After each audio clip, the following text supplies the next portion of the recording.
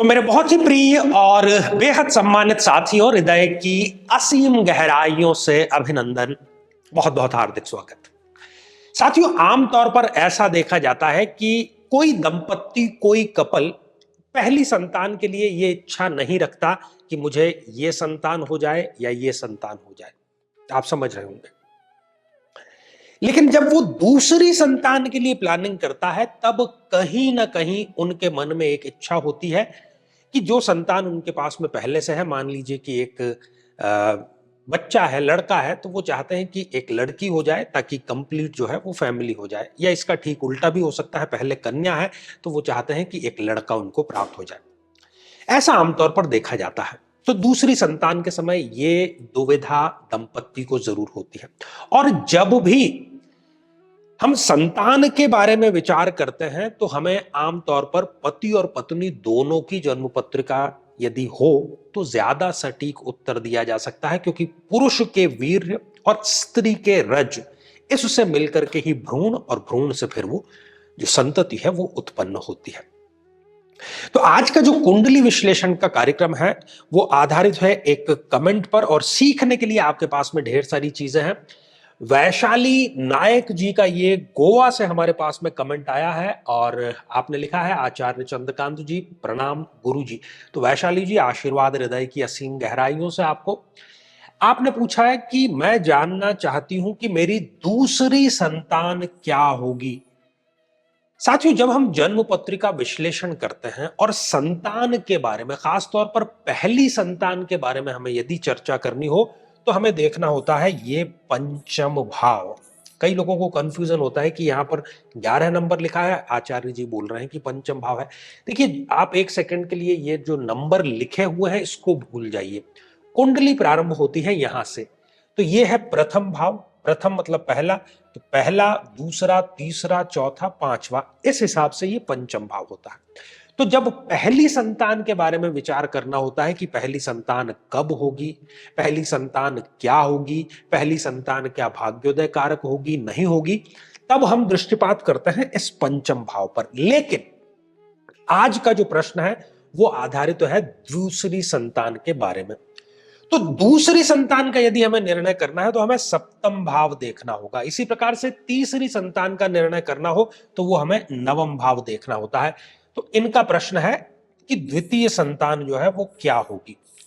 अब हम आ गए इस सप्तम भाव पर। अब देखिए कि यहां पर लिखा हुआ है 1 नंबर का अंक, अर्थात मेष राशि। और मेष राशि के जो लॉर्ड हैं वो बनते हैं मंगल देव। और मंगल देव पर जब हम दृष्टिपात करते हैं तो वो इनके पंचम भाव में विराजमान है। लेकिन देखिए, कोई भी ग्रह हो वो रिजल्ट आपको तभी प्रदान करेगा जब उसमें बल हो। हम आम दुनिया में भी क्या देखते हैं कि हमें यदि किसी से मदद चाहिए, वो अगर स्वयं ही बलहीन है तो वो हमारी मदद नहीं कर सकता।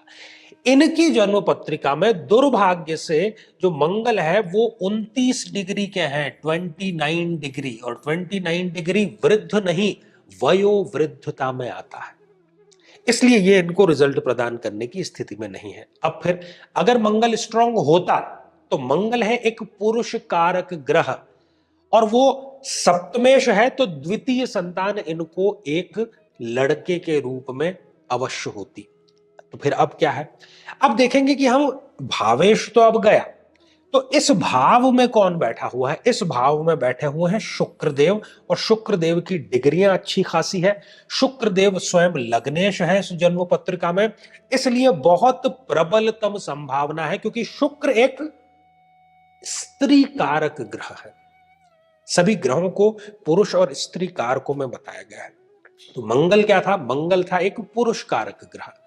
लेकिन अब आ गया है प्रश्न शुक्र पर। तो शुक्रदेव है एक स्त्री कारक ग्रह, तो बहुत संभावना है कि इनको एक कन्या रत्न की प्राप्ति द्वितीय संतान के रूप में हो जाए। अब आते हैं उपाय पर कि ऐसा क्या करें कि द्वितीय संतान हो भी जाए, द्वितीय संतान स्वस्थ हो, ये भी प्रेगनेंसी के दौरान ठीक रहे, द्वितीय संतान भाग्यशाली हो, किसी प्रकार का व्यवधान नहीं आए, तो हमें महादशा का अनुष्ठान करना होगा, महादशा की साधना, महादशा का मंत्र करना होगा। और ये रामबाण इलाज है, मैं आपको बता रहा हूं, इस सूत्र को आप पकड़ के रखिए। पूरे ज्योतिष का ये एक प्रकार से निचोड़ है। आपको जिस ग्रह की महादशा चल रही है, वो चाहे फिर वो आपके लिए कारक ग्रह हो या वो आपके लिए मारक ग्रह हो, यदि आप उसकी महादशा मंत्र दीक्षा प्राप्त करके, जिसका कि हम यहां पर भी अनुष्ठान कराते हैं, उस महादशा चलने पर उस महादशा का मंत्र करते हैं, तो आपके सारे कार्य शांति पूर्वक, आनंद पूर्वक ठीक से होंगे। ये कैसा है? मान लीजिए कि आपका कोई दुश्मन है। अब आप दुश्मन की स्तुति करेंगे तो वो अपनी दुश्मनी कम करेगा। आपका कोई मित्र है, आप मित्र की स्तुति करेंगे तो वो और घनघोर मित्रता करेगा। तो वैसा ही ग्रहों में है, जब हम महादशा मंत्र दीक्षा प्राप्त करके उस महादशा, जिसकी हमें ग्रह की महादशा चल रही है, उसके महादशा मंत्र का जाप करते हैं, चाहे वो मारक है, योग कारक है, सम है, सब स्थितियों में ये साधना आपके लिए सर्वोत्तम परिणाम देती है। इसलिए इनको मैंने उपाय के रूप में ये बताया कि राहु की महादशा मंत्र साधना ये अवश्य करें।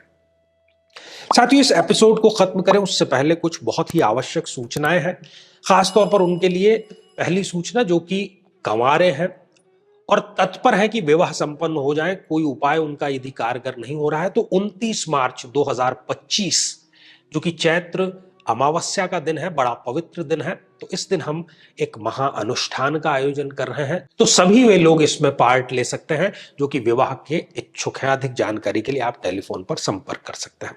दूसरा, यदि आप भी जानना चाहते हैं कि आपकी कुंडली में क्या प्रॉब्लम है, अभी जीवन में जिस समस्या से आप जूझ रहे हैं, उसका आखिर उपाय क्या है, तो आगामी दिनों में मैं स्वयं इन शहरों में उपस्थित रहूंगा, या फिर आप टेलीफोनिक अपॉइंटमेंट भी ले सकते हैं। एक और जरूरी सूचना कि प्रत्येक दिन संध्या 5 बजे जोधपुर राजस्थान, जहां पर हमारा एक कार्यालय है, यहां पर हम निःशुल्क समस्या समाधान शिविर का आयोजन करते हैं, जो कि ऑफलाइन होता है। जिज्ञासुओं का समाधान भी यहां पर पूरा प्राप्त होता है, इसमें भी आप भाग ले सकते हैं।